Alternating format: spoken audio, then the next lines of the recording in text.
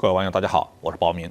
这期话题我们说的是欧洲指责美国从战争中获利，欧盟觉醒了吗？最近欧盟和美国吵起来了，西方媒体说法国和德国正在推动欧盟和美国打一场贸易战，这是怎么回事呢？美国政治网站发文分析说这是因为欧盟发现美国正在利用俄乌战争获利，而欧盟国家则在遭受损失。一些欧盟官员质疑美国还是盟友吗？难道说欧盟觉醒呢？我们先来看看欧盟在抱怨一些什么。首先呢，欧洲进口美国石油和天然气的价格是美国市场价格的4倍。法国总统马克龙指责美国高昂的天然气价格不利于西方团结，不利于欧洲降低能源成本，严重的损害了欧盟的经济。更让欧盟心焦的是，美国市场上更便宜的能源价格也正在成为美国公司的巨大的竞争优势。欧洲企业已经开始向美国转移。上周，法国化工跨国行业索尔维宣布，他将选择美国而不是欧洲进行新的投资。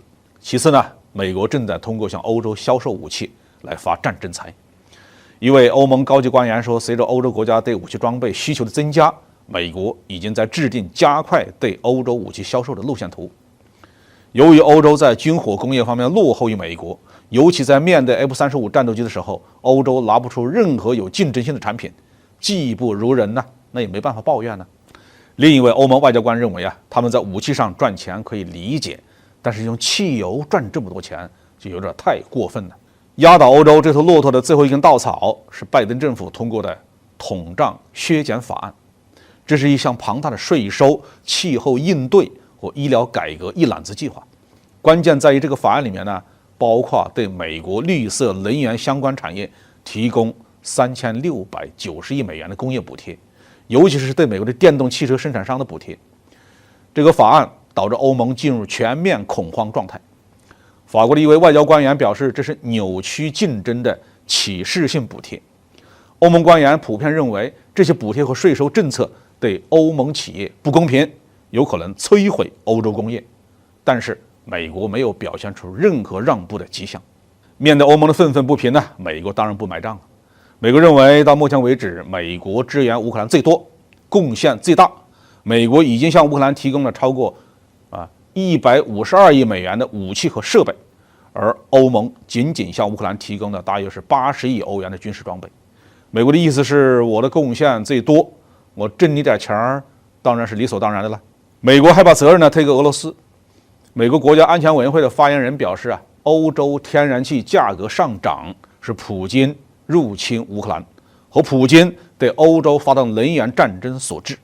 而以美国为首的全球液化天然气供应量的增加，帮助欧盟国家和合作伙伴在今年冬季之前将储存的水平提高到令人鼓舞的水平。换句话说，你们感谢我还来不及呢，居然还抱怨。美国把石油和天然气涨价的责任推给欧洲自己的经销商。一位美国官员强调说，欧洲采购天然气的定价反映了私营市场的决定，而不是美国政府任何政策或者是行动的结果。